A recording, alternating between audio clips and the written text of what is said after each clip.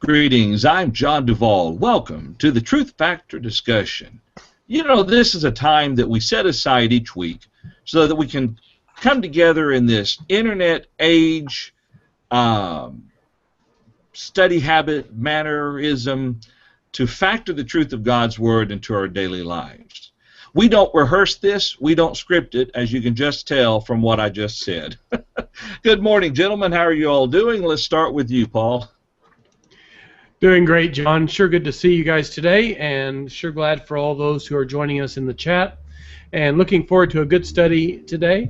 If you haven't joined the chat, you can just click on the word guest underneath the chat window and type in your name, and then you can ask questions or make comments, and we always welcome those. Whatever your question or comment is, we'll introduce that, and we will work to understand and to study together so that we might know what the truth is so that we can factor it into our daily lives. Tom, how are you today? I'm doing fine. Everything is going well. As always, this is a part of the week I look forward to, so it's good to be here as we're going to be continuing our study of 1 Corinthians chapter 9 up to about verse number 11.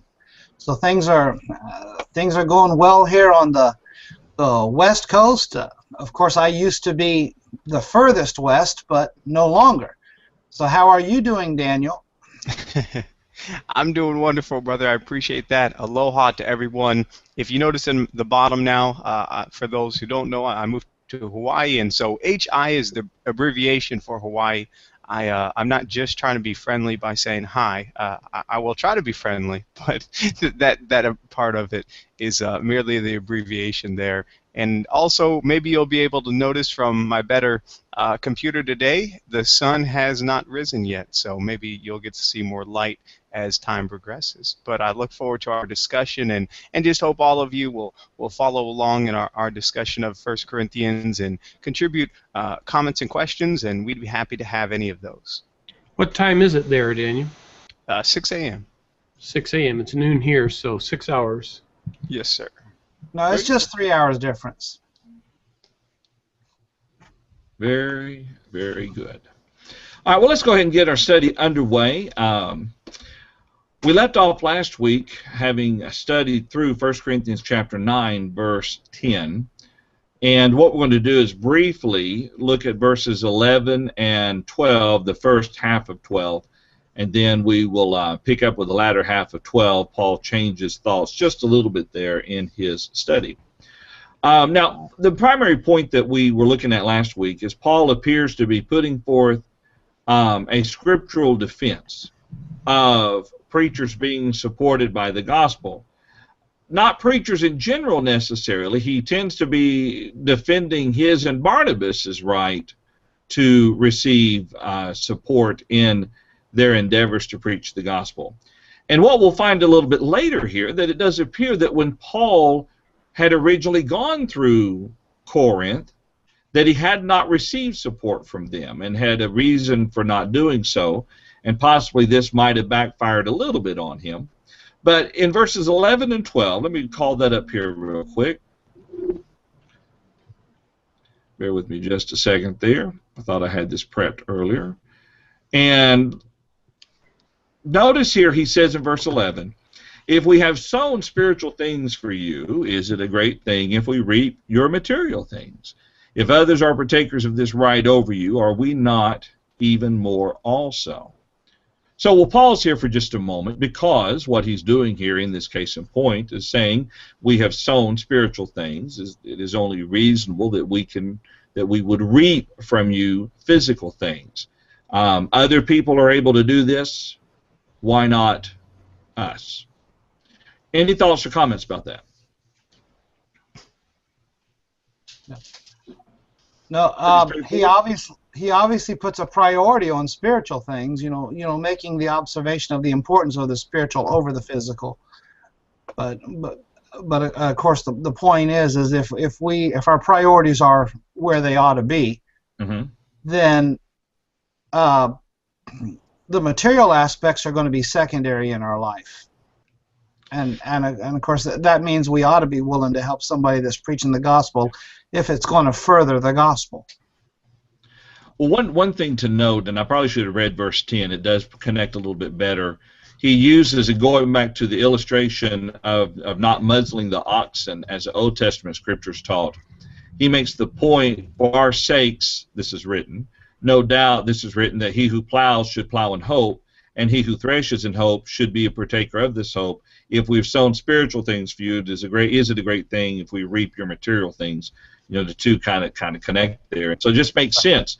If a preacher is going to preach among a local congregation and sow the spiritual seed and tend to the spiritual needs, it makes sense that they would tend to his physical needs. The picture that's portrayed there of the ox is, as it's working, that it can, through the field, it can partake of that grain that's there, right, as it's doing the work. And so just saying that those who work should have the ability to partake of the necessities of life and be rewarded or be compensated for the work that they do, I guess. Exactly. Yeah. Is he saying that preachers are as dumb as an ox? You know, we talked about this last week. I think it was more talking about the yokes that preachers tell. Oh, we had to go there, didn't we? He started it. One more time. All right. Well, let's continue, though, with his thoughts. And if you're in the chat room with us today, those in the chat room, we definitely love to hear from you. He continues here, beginning with the latter half of verse 12, with this defense, showing that preachers do have the right, those who labor in the gospel have the right to partake of the gospel. But now he's going to make an interesting comparison, looking at the priesthood under the Mosaical law and how the priests themselves were supported. So, Tom, I'll throw this to you. Let's start our reading there, and we're going to start right in the middle of verse 12, if you would. Okay. And let's read through, verse 14. Very short reading here, yeah. Okay. And again, we're starting in the middle of it. Nevertheless, we have not used this right, but endure all things lest we hinder the gospel of Christ. Do you not know that those who minister the holy things eat of the things of the temple, and those who serve at the altar partake of the offering of the altar? Even so, the Lord has commanded that those who preach the gospel should live from the gospel. All right. Thank you, Tom. So let's step back into this, and let's take a moment to look at this for just a moment there. We start with the nevertheless. He says, we have not used this right, but endure all things lest we hinder the gospel. So Paul is saying here that there was at one point where they did not and they were unwilling to receive support from the church at Corinth. That's right. He says they have not used the right. The right that he mentions there is that those who work in the gospel can live of the gospel. They can be taken care of by the church for the work that they do. That spiritual work, that they can receive earthly things to take care of them in doing that spiritual work. He talks about earlier how they have sown spiritual things, and they partook. Would it be okay for them to take of the physical things? Certainly it is. And so the right that he's talking about is that there is a right there, but it was a right that Paul was willing to forego, and he's just explaining that to them. Yeah, in 2 Corinthians 11 and verse 9, he says, "And when I was with you and was in need, I did not burden anyone, for the brothers who came from Macedonia supplied my need." And so he said, "So I refrain and will refrain from burdening you in any way." And he chose to not take support from Corinth. He certainly had the right and to do so. He certainly had the need. It was just met by different brothers and sisters because of this situation. It was in Paul's wisdom that he chose not to take support from them. Yeah, that's a good point. Good point. All right, any thoughts or comments about that? We discussed last time about sometimes how churches can become maybe I don't know if spoiled's the right word, or just accustomed, might be the best way to say that, to a preacher who doesn't require much support. Maybe he's independently wealthy, or he has some other kind of income that's able to take care of him. And maybe Paul's kind of addressing that here, is that we didn't do that. We were able to be supported, as Daniel pointed out, by other brethren. But he does take time to mention that there is a right there. And so in future circumstances, the Corinthians would know to expect that for those who labor among them, that they would support them. Okay, all right. Right. Be reminded also, it is in Corinth, I believe, where we read of Paul making tents. Isn't that correct? When he stayed with with Priscilla and Aquila. Yeah, Aquila and Priscilla. He's making tents there in Corinth. And my point is Paul's refusal to take support from the Corinthians wasn't because he didn't need it. It was because of the issues that it would cause. And that's why he was willing to work as well as receive support from other places.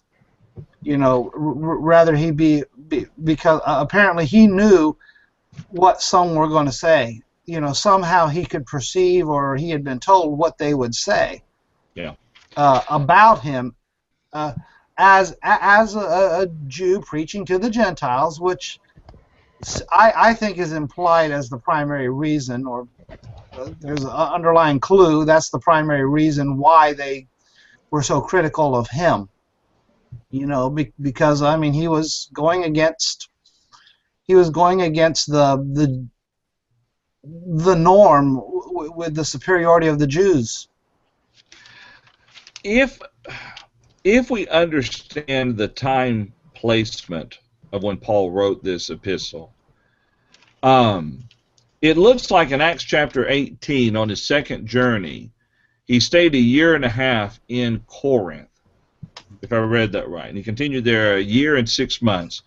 And then from there, he travels over to Ephesus, where he stays for almost double, if not more, that amount of time. And some scholars say that it was from Ephesus that he likely wrote this first letter to the church of Corinth, based on a few things. So I guess my point is, it must be the 1.5 years that he was in Corinth. We assume it's at that point that he didn't receive wages. And by the time he got to Ephesus, word was getting to him that there was some questioning of whether or not he should maybe need support while he travels, like he talks about others that having helped him. But for whatever reason, he sees the need to correct this, correct this understanding of the brethren. Right. It's just interesting to look at the time place. 1.5 years here, then he travels to Ephesus. And during his 3 years here, he now sees the need to write to the church of Corinth and maybe straighten a few misunderstandings out. Right. Which is possible. All right, so what I find interesting here, though, about 13, and there's really no reason to hang too long with these, unless you in the chat room have comments, and I need to look at that. And y'all don't let me talk through those. If I miss something, please let me know. Yeah. But in verse 13 he says, "Do you not know that those who minister the holy things eat of the things of the temple, and those who serve at the altar partake of the offerings of the altar?" I mean, going back to even the structure that God had established under the Levitical priesthood. The priesthood, part of what they lived on was the sacrifices, the meat from the sacrifices that were brought to the temple. And so he's just showing again the wisdom of God in establishing a pattern whereby those who labor in the gospel should live of the gospel. All right, any thoughts? Yeah, and in saying the word "should" there in verse 14, he's not saying that it's wrong for a preacher not to take that wage, because here, Paul selected not to do that. But certainly, it should be anticipated by the brethren that a preacher ought to be supported in the work that he's doing. Right. Exactly. And I think that's in verse 13. You see another example of him using the Old Testament, that there was a teaching point in there. When the Levites or those who served on the altar, etc., were able to partake of the sacrifice and those blessings, there was an Old Testament principle along with, the oxen example that was set down, and here is used for a specific principle that's taught that those who serve the Lord can benefit from material things that come from it. Yeah, exactly. Tom, any thoughts? Yeah. No, let's see. I guess it slipped my mind. I was just making observations about about looking at the old law. When you study the history of the way Israel treated their priests, there were times when they were not neglected, or they were neglected. Right. Paul, God made provisions for them to be well taken care of. Equally, basically equally to what the rest of the people were, because the tenth that was to be given was going to help them, and with the 12 tribes, it just about was supposed to balance out. So they weren't supposed to be living on starving wages and stuff like that just because they were the priests. There was to be a degree of honor there, and so on. Well, it's even a system we see abused with the sons of Samuel, if I remember correctly, as well as the sons of Eli. But it was designed for them. All right. Well, that being said, let's continue then with verse 15. And Daniel, I'll throw this to you if you'd like to read verses 15 through 18. 15 through 18? Yes. Okay. It says, "But I have made no use of any of these rights, nor am I writing these things to secure any such provision, for I would rather die than have anyone deprive me of my ground for boasting. For if I preach the gospel, that gives me no ground for boasting, for necessity is laid upon me. Woe to me if I do not preach the gospel. For if I do this of my own will, I have a reward. But if not of my own will, I am still entrusted with a stewardship. What then is my reward? Then in my preaching I may present the gospel free of charge, so as not to make full use of my right in the gospel." All righty. Thank you, Daniel. All right, let's back up there to verse 15. He makes the point here, and let me step back over to the right.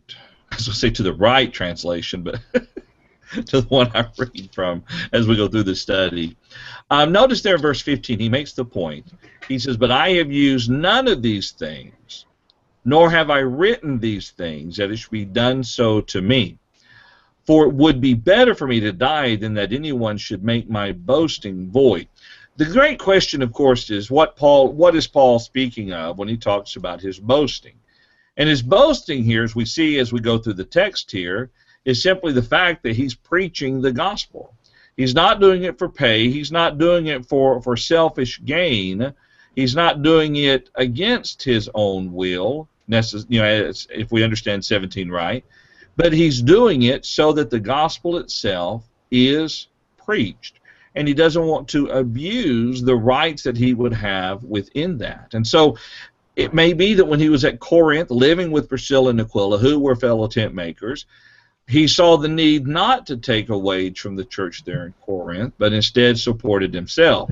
He didn't want the gospel, or he didn't want that to be used as something to hinder his work within the faith there. Any thoughts about that?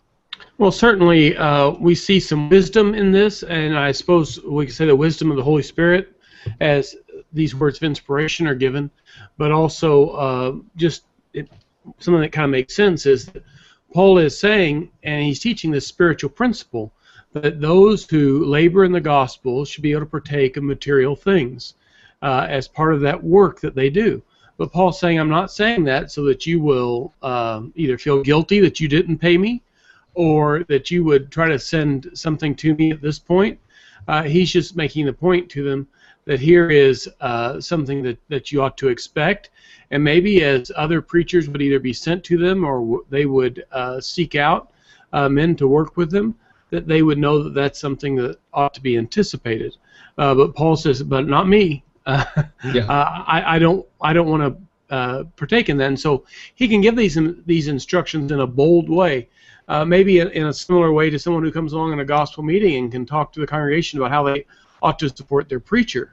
And in doing that, he's going to go on and go his way. It's not him that he's speaking of, but he's trying to help out other circumstances and other men who would labor in that field. Right. Yeah. Okay. Another observation I would make is, in the term boasting, I kind of believe that Paul is beginning to introduce his sarcasm, if you will. I mean, in other words, I believe he's using the term because he was being accused of boasting. Paul in his humility was also confident, and as he comes into the city of Corinth and other places, he's very confident with the gospel. He's very confident with the gospel being for all man, including the Gentiles, and he's going to, especially in 2 Corinthians, he's going to really defend himself, and that's where he uses the idea of this boasting sarcastically and so on. And so I kind of see, I think the point that he's making here is he has already been criticized. He's got people that are criticizing him already. And so, when he makes the point, it would be better for me to die than that anyone should make my boasting void.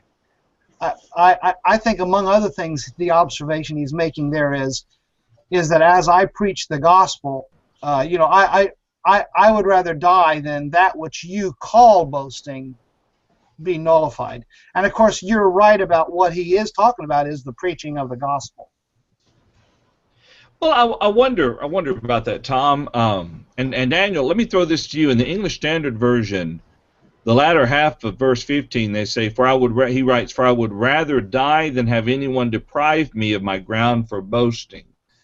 I wonder, is really, do you think the boasting here sarcastic, or do you think that Paul was talking about his ability to preach the gospel, but not because he's doing it for money or by force, but because he's doing it of his own free will? Could that be the boasting? Yeah, that would be the way I lean personally. In fact, in verse 15, he talks about, "I have not made any use of these rights." In verse, 17, "For if I do this on my own will," and so I think his emphasis is on his entirely his own personal choice. That's just the way that I lean, though. Yeah. Okay. Yeah. Paul or Tom? Yeah, Tom, I wasn't so much contradicting you, but I think the boasting here isn't so much sarcastic, but the fact that he's able to say, "I'm preaching the gospel of my own free will, not by force, not by coercion, right, and not even because of pay." Right. Yeah. And again, what I see in it is that what he's doing is going to be perceived that way. It's going to be perceived as boasting. Okay. And so that's why I don't think he's really being sarcastic at this time. But he is setting up to defend himself. I mean, verse 16, "If I preach the gospel, I have nothing to boast of, for necessity is laid upon me." He's dealing with the idea there of his pride and his ability to do what he's doing. I mean, a challenge that preachers have, some more than others, is to preach the word with confidence. And there's a thin line in some instances between confidence and arrogance. And it's easy for confidence to be portrayed as arrogance when it's not meant that way. And no, Tom, I am always confident and never arrogant. Yeah. Just for yeah. And so that's kind of the challenge. Here, Paul has taken upon himself a personal right to not take support from them. Are there those people there that are saying, "Do you think you're better than us? You don't want our money?" and then there's others that if he were to take it, he's doing this just for the easy job or whatever, those kinds of things. So that's what I see in this expression. I mean, he's going to deal with it sarcastically when he gets into 2 Corinthians. Well, and I think it's a stretch to say that he didn't receive anything. His point is, I'm sure somebody gave him a glass of water sometime. He worked with Christians. I'm sure they shared things sometimes. But his major support didn't come from them. And part of that was for the fact that he could boast that, hey, I'm doing this on my own personal choice, not to get some financial gain out of it. In fact, I'm sure he didn't get monthly support checks from Macedonia. Those were, one-time supports, more or less, what they were, that came in every once in a while, and, they didn't have the post delivery, they didn't have direct deposit, and so he was totally relying on him, on really God, I'll say that, to supply his needs in his efforts. I was going to. You had some comments in the chat room too, but I was just real briefly, and we can get right to that. And I don't want to oversimplify this, but I think what we see here is that Paul's emphasis is the same that it is on other occasions. That all he's really interested in, not about any physical benefit, not about any reputation. He's just interested in the gospel being preached, and he says that I don't want to do anything that would cause the message that I preach to be inhibited or to be restrained or to be received in the wrong way. I'm not going to do anything that's going to get in the way of that. On another occasion, Paul talked about those who preach the gospel out of impure motives, supposing to add affliction to Paul. And he says, what then? Only that in every way Christ is preached. And I think that's what he's interested in here is, he said, I'm not taking that, though I had a right to. And I really think that we're still referring back to the previous section where he's called upon them to forego liberties that they have. And Paul's here illustrating that he's foregone liberties that he has so that the gospel could progress and could be preached faithfully. Right. And I think that just gives good wisdom to us as preachers that, hey, receiving financial support for your needs is great, but there does come a point where you don't want to be receiving so much support that people start to question, well, are you just doing this for the money? If they look at you and you're driving a Ferrari around, I'm using an extreme case, but then they're going, are you really doing this out of sincere motives? And so as preachers, we have to be careful about even the maximum amount of support that we receive as well, that the perception that it could give. Daniel, I would agree with that, but I think we ought to just be real careful. I'm not disagreeing with you on that, but I do think that we ought to make a distinction here that later on Paul's going to talk about benevolence and the giving to needy saints. He doesn't view the preacher here as a needy saint. He views him as a laborer. Correct. Who has a right to work, a right to live because of the work that he's doing. If he's not working, he shouldn't eat. But if he's working in the kingdom of God, then he has a right to partake of those material things. He's not a charity case. Mm-hmm. Yeah. I heard a story years ago, and it shows one extreme that sometimes people go to. And I remember, it might have been down in Florida, down when we were at college or one of the summer camps. But someone told me a story about a preacher who had gone out and bought a brand new car. And some of the brethren complained a little bit, and so one of the brethren who were kind of very kind to him walks up to him and says, and talks him basically into returning that new car and buying a used car. Now, to me, that is an extreme, okay?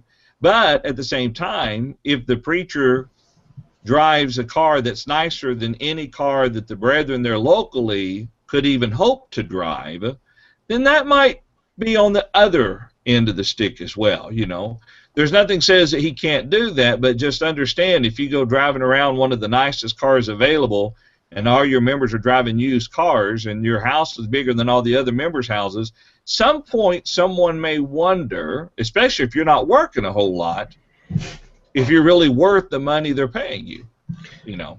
I've not seen that a lot in the United States, but I have heard about that situation taking place sometimes in some of the foreign lands where they're very poor, where sometimes either an American preacher goes there and he is supported to such a level that he lives so far above the people that he works with, or sometimes preachers are able to, native preachers are able to raise so much support that their lifestyle is raised up to a higher level.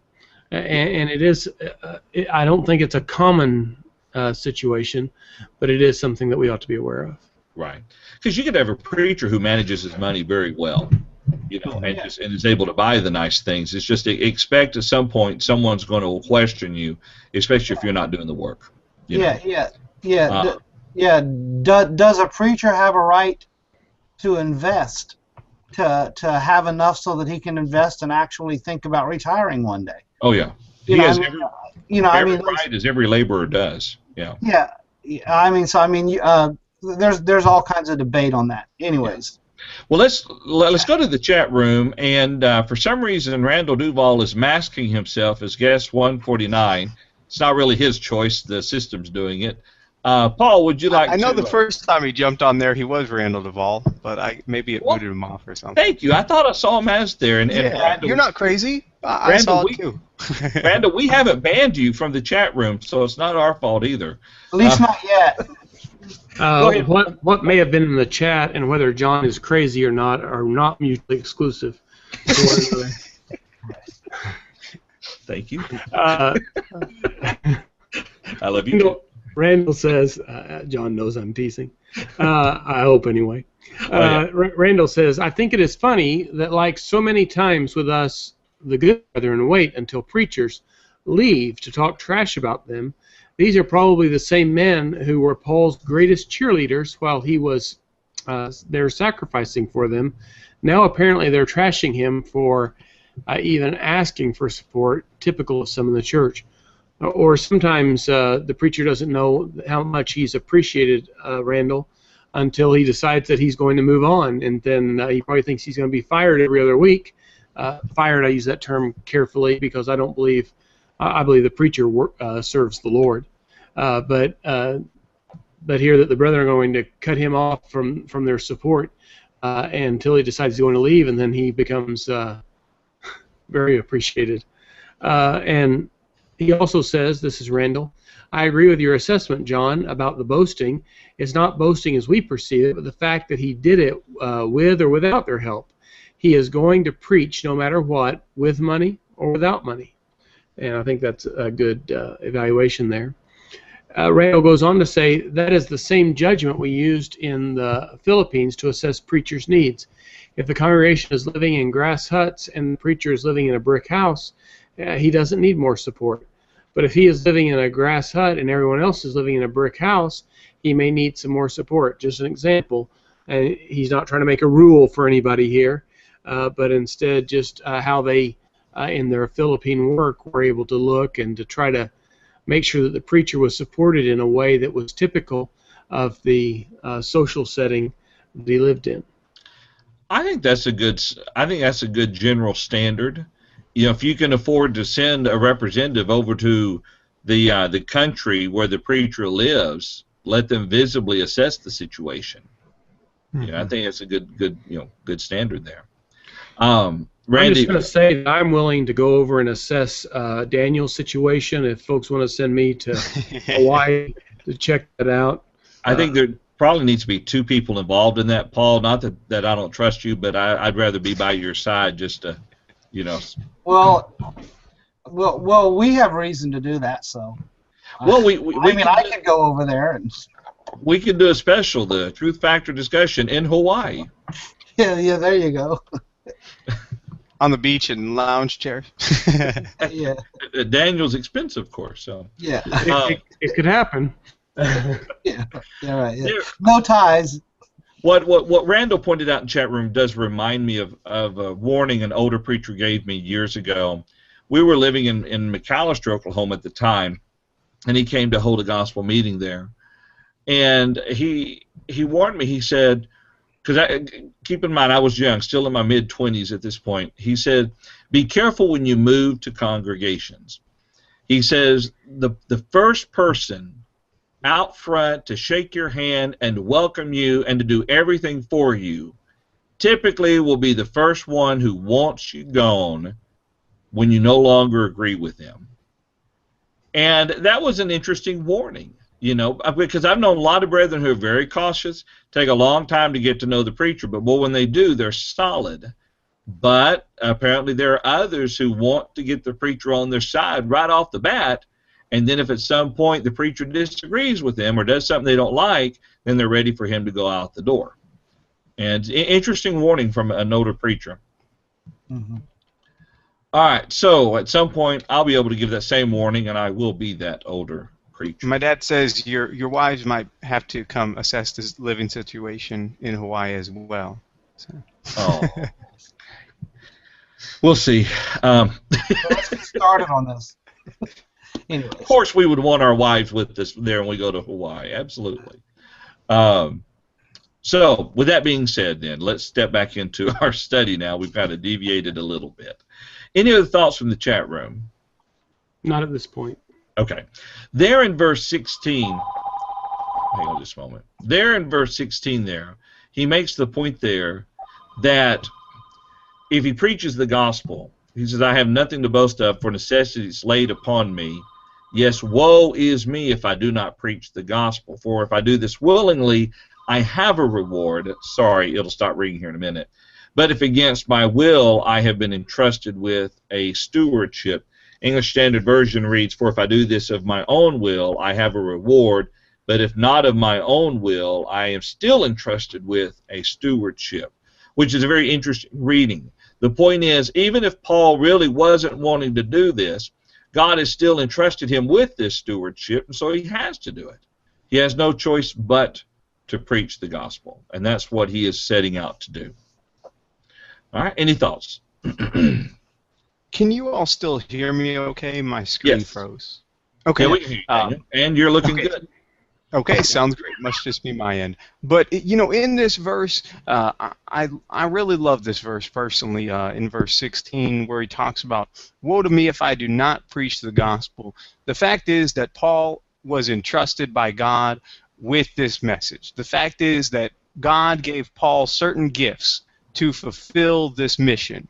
And if Paul were to ignore his gifts, if Paul were to ignore his task that he was personally entrusted with, he would experience basically the wrath of God from that. And so, as individuals, we need to be aware of what God has given us and be grateful for what He has entrusted to us in the different talents that we have. You know, the book of Romans talks about, you know, the fact that we're all members of the body, and we, you know, are all different parts of the body. You know, whether we be an eye or a nose or a finger or whatever the case may be, you know, we need to take advantage of those gifts and not just, if we are blessed by God with certain abilities, to ignore those, because God will not be happy with that situation if we do. That's right. That's right. It's a good point. Any other thoughts, gentlemen? I was thinking about what Daniel was saying, and I was looking for the verse here. Paul was told in the conversion account that we have in Acts chapter 9, and he was told some things that he must do, but he was told also that he was going to have to suffer many things for the cause of Christ, that he was going to be a witness of Christ to many different people in many different places.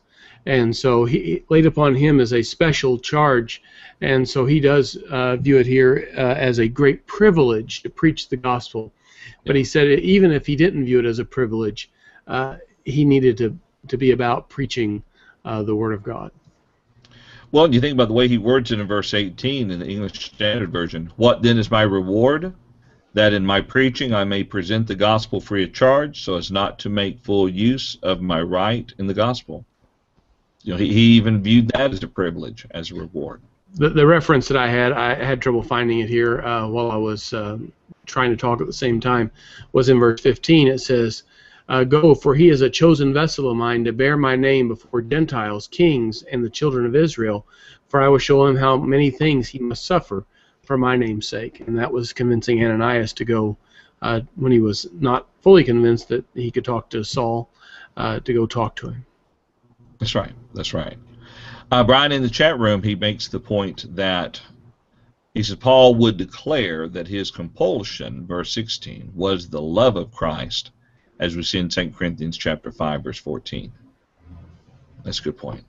And Randall, just you'll see a little bit earlier here, made the point that he would always encourage, if possible, someone to go in person to investigate before sending money to a foreign field. And I think it's a very valid suggestion, especially if you can do that. Yeah. All right. So with that being said, we've got a few minutes remaining. Are we ready to continue verses 19 through 23? And I think the simplicity here is such that we could cover this section very easily and then call this study done for today, and then pick up next week in verse 24. Okay.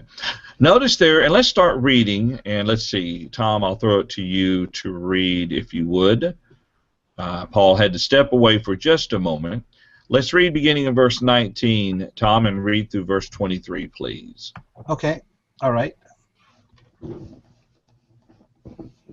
Okay, so he says there, for though I am free from all men, I have made myself a servant to all, that I might win the more. To the Jews I became as a Jew, that I might win Jews. To those who are under the law, as under the law, that I might win those who are under the law. To those who are without law, as without law, not being without law toward God, but under law toward Christ, that I might win those who are without law. To the weak I became as weak, that I might win the weak. I have become all things to all men, that I might by all means save some. Now this I do for the gospel's sake, that I may be partaker of it with you. Okay, thank you, Tom. Let's step back in our text there to verse 19. And it seems to be that what the Apostle Paul is elaborating here on is the sacrifices that he has willingly chose to make. One sacrifice being the willingness to preach without support from the gospel. But we see here that he views himself, although he is free, as a freed man can be, he views himself as a servant to all. His responsibility is to teach all men, and that's what he owes them.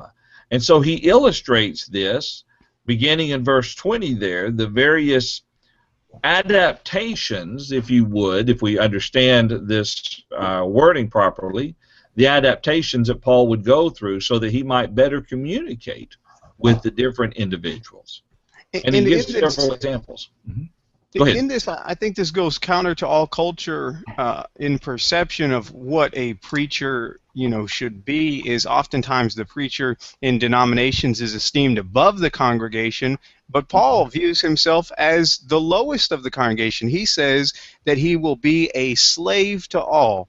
That's his view. Now, the fact is, he's not their slave. They can't abuse him. That's not their right. But he has made himself their slave. He's put himself beneath everybody, not above everybody, but beneath everybody, which really is the same mindset that he shares in, I think it's Philippians 2, verse 3 or 4 or something, where he says that we should put everybody above ourselves. Right. That's the view that we should have. And Paul doesn't, he practices what he preaches. I'll say that. I'll say the positive side of it. He practices what he preaches. And I'll also say that in this passage, too, that I might win more of them. That'd be really impossible if Calvinism was correct and there were only a certain predetermined number of people to be saved. How could Paul win more than the quota that God already quoted? So I love this verse against Calvinism's predestination. Right. Yeah. Now, Daniel, would you say that Paul was putting himself beneath them or equal to them? And what I mean by that is, we know he's an apostle, and so on, which is by God a high office. I kind of see this as his being equal. In other words, he becomes like them to whatever degree he can, so that he will have a chance to have as much influence with them as possible. I see in Paul there, I had to step away for just a moment, but I see in Paul there, in kind of answering that question, not for Daniel, but for myself, that Paul is esteeming others better than himself, to think about another passage of Scripture. When it comes to his authority, though, and his apostolic authority, his right to command, he has no problem exercising that in a very bold and powerful way. But when it comes to matters here that he can concede, or he can allow himself to be at a lower level than what he might otherwise be, he says that he'll make himself a servant, and so and he would esteem them higher and serve them in that. And in the situation of a slave, I don't think you could ever find an instance in Scripture where a slave was equal to or greater than the person they were a slave to. And so that's why I would view him as inferior. Yeah. He calls himself a slave. Good point. Yeah. Okay. Good point there. So. Well, and this is talking about his own personal view in comparing himself to others.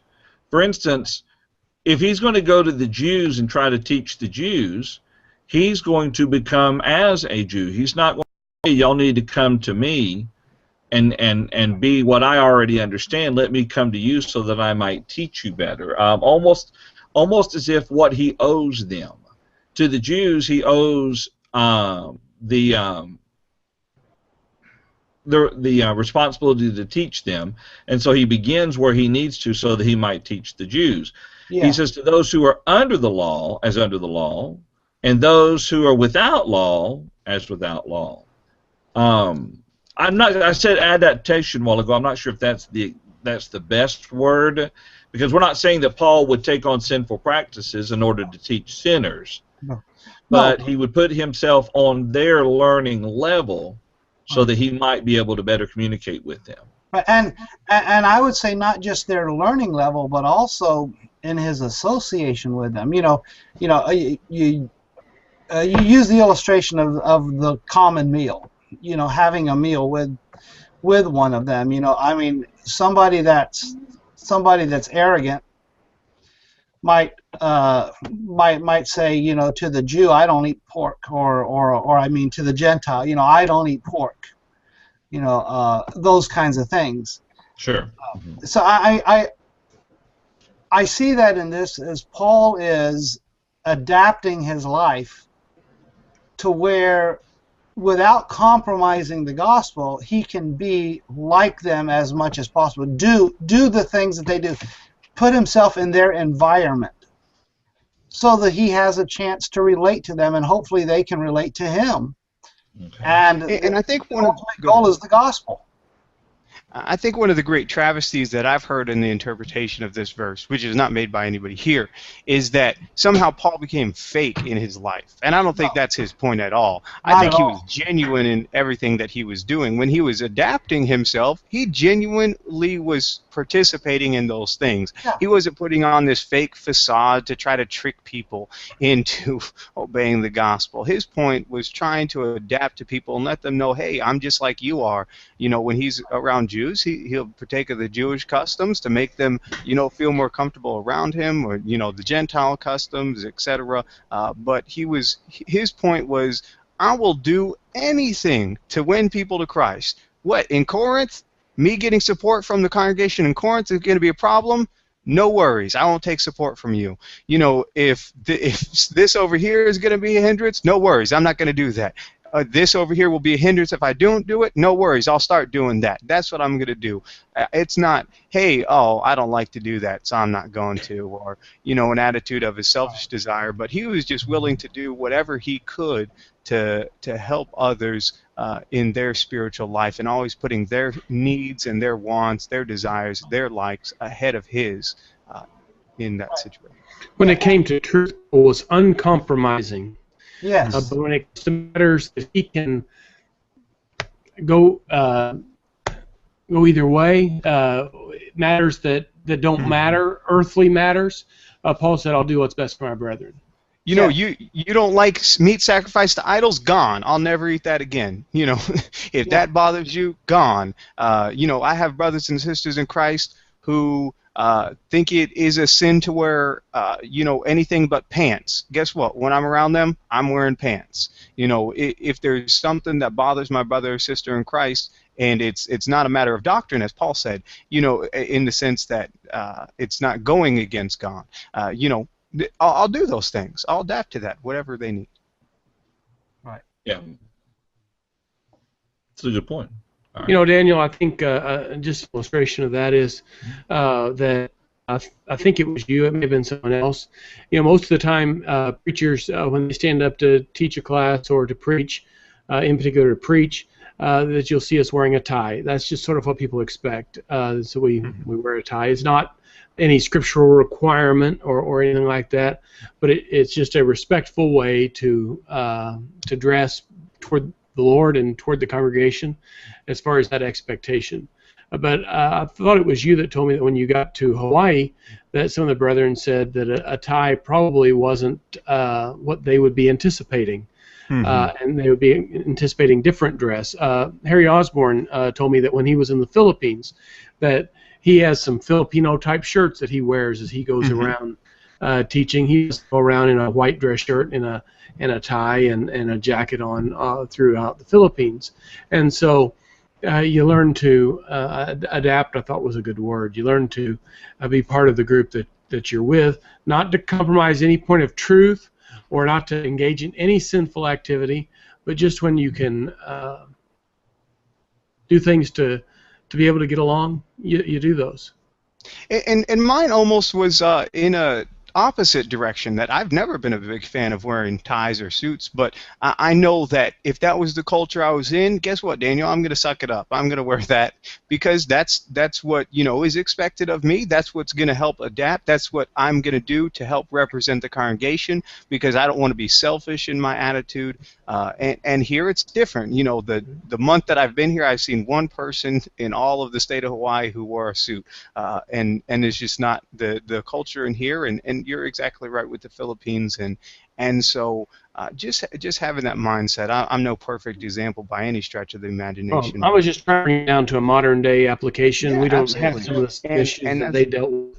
That's what I think. Just we need to be able to be less. I don't know what the word is, but I'll just pass. Well, I will say, and let's go this in the other direction. We're talking about not wearing a tie, depending on the culture and everything, and dressing up.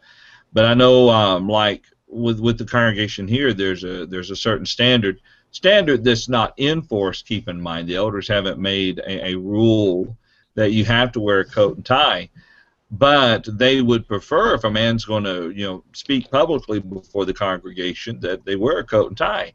And so, there are some gospel preachers out there that I'll see on videos from regular Sundays that if was ever asked to come hold a meeting here, I figured they'd have a hard time getting them to wear a coat. It's you have to consider where you're going to. I mean, it may be that the culture you go to expects you to dress up in a coat and tie. I mean, you do what you need to do so that you can best communicate the gospel to them. Because you wouldn't want a jacket or a tie to interfere with the message being preached and received. Exactly. Yeah. And part of it too is exactly what you guys are saying, that you're not compromising truth. You're not going to see me with coconut bra on and a grass skirt. Okay, so I'm going to be modest in my dress. And I, in fact, I even brought suits, because I know, hey, let's say I go preach at a gospel meeting at a congregation like Seminole Port or something. Guess what? I'm going to wear, my suit and a tie, because, that's the culture there. And I want to respect my brothers and sisters in Christ, because their opinions and their concerns matter more should matter more to us than our own concerns and opinions. Right. Unless you like the Denver Broncos, then I have no sympathy or tolerance or anything. But you do have some that would bear the attitude, there's no way you're going to make me wear a coat, or there's no way you're going to make me wear a tie. I mean, then you've got the flip side of the coin, There is a Bible passage, though, that does support wearing ties. Proverbs 6:21, bind them continually about thine heart, and a tie about thy neck. Wait a minute, I read that wrong. And tie them about thy neck. Okay, well, maybe not then. We have comments. We probably have a lot of comments now, don't we? Yeah, we have comments. Let's see. We sure do. Let's back up to... No, we haven't read Randall's comment. I think he puts himself beneath them is where we should be, I believe. All right, then Tom, let's start reading there. Okay, all right. Okay, and again, most of these are Randy's comments here. He makes the point, and this goes back to the discussion that we were having about Paul being equal, being a servant, and so on. He says, I think he puts himself beneath them. Jesus told his disciples to become the least. And he said, I think we should, and the word should be never. I think we should never think of ourselves above others. I agree with Daniel's assessment. Paul is a servant by choice, and I clarified with Randy what he meant there. So okay. No, I've quoted in the article that I'm writing what Randall says there. Okay. Anyways, he goes on. As John is pointing out, Paul would eat possum with the possum eaters and eat steak with the steak eaters, but always taking the least prominent place at the table. Yeah. And he goes on, Paul truly loved the souls of men, which allowed him to become like those he was trying to convert. It was about their souls, not their social status. That's right. And finally, Paul's choices came natural to him. He didn't have to take a lot of time thinking about it. That's a good point. His point was, you know what? I'm going to be what I can be to those I'm with. That's right. Go ahead, Daniel. Did we bring in Brian Haynes' comment before? Did I miss that? Yes. Oh, okay. Just I read that earlier. I think. All right. Yeah. Now, Randall, just so that you'll know, or Paul, whoever would prefer, our neighbor across the street called a possum. So, right. If you're hungry. So well, you know what? I'm not sure we did bring Brian's statement. Basically, what he said is Paul would declare that his compulsion was the love of Christ. That's what compelled him to do what he did. Yeah. I had read that. Did we read that? Yeah, I had read that. Yeah. Okay. Well, sorry. No, but he read it as if he was. John read it as if he was saying it, rather than giving the credit to Brian, so that Right. Okay. It more highly esteemed him. Okay. Not. All righty. The last thing to point out, because we are past the top of the hour now, verse 23. Now this I do for the gospel's sake, that I may be a partaker of it with you. We might want to talk about this next week, as he's talking about his right to be supported. The English Standard Version says, I do it all for the sake of the gospel, that I may share with him in its blessing. Or is it talking about the blessings of the gospel itself, being a partaker of that gospel? Well, the sacrifice he makes. Yeah. Say again, Paul? I think it's the sacrifices that he's making. Yeah. They're the becoming weak to win the weak. Those under the law, those without the law, whatever it is, he is trying to make sure that the whole thing is the gospel's sake, and that he might be able to. The thing that he's become a partaker in, the grace of God, salvation, that others can all partake in that together. Right. Well, and I think too, if you're a preacher and you never help somebody become a Christian, it's hard to share in the benefits of nothing. So, if you're preaching the gospel and there's fruit from your labor, then there's something to share in. And so that's why he adapts to those, because ultimately, although obviously God is his first priority and he's putting other people above himself, it's also in his best interest too that he do these things as well, so that he can share in the blessings that come from it also. That's a good point. Good thought. Good thought. All right, so are we ready then next Wednesday to start with verse 24? I think we can, and there's sort of a slightly different thought that's brought forth there, so that'd be a good place. Okay. Sounds good to me, brother. All right. Well, let's plan to do that then. Next Wednesday we'll resume our study with 1 Corinthians chapter 9, verse 24. Gentlemen, as we close our study today, any final words or comments? Let's start with you, Daniel. I just want to thank everyone for joining us. I know that guest 343 was on, and I know him. His name's Nate Sharp. He's a young man in Lake the Ozarks, Missouri, and he's been working on doing some appointment preaching and training with my dad, and so just keep him in your prayers as he continues to study, and I think he's going to try to be on here every week with us. Very good. Very good. Good to have you with us here, Nate, today. Paul? I'm just glad that you've all joined. If you have any questions, you can send that to Daniel or to Tom or Paul or John at truthfactor.com, just our first name at truthfactor.com. Or to get to all of us, questions, plural, questions at truthfactor.com. And if there's a question or a comment that you wanted to make that did not get entered into the chat, we'd be happy to talk with you about that via email or to give you a call and discuss those things as we have opportunity. Thanks for joining us today. Tom? Yeah, thank you, everyone, always. Like I said, I enjoy this hour. Look forward to next week. John? Thank you so much for joining us here today, and Lord willing, we will be back here again next Wednesday at 11 o'clock a.m. Central Time. That's 12 noon Eastern Time. 9 a.m. Pacific Time. And about sunrise at 6 a.m. Hawaii time. Right here at live.truthfactor.com.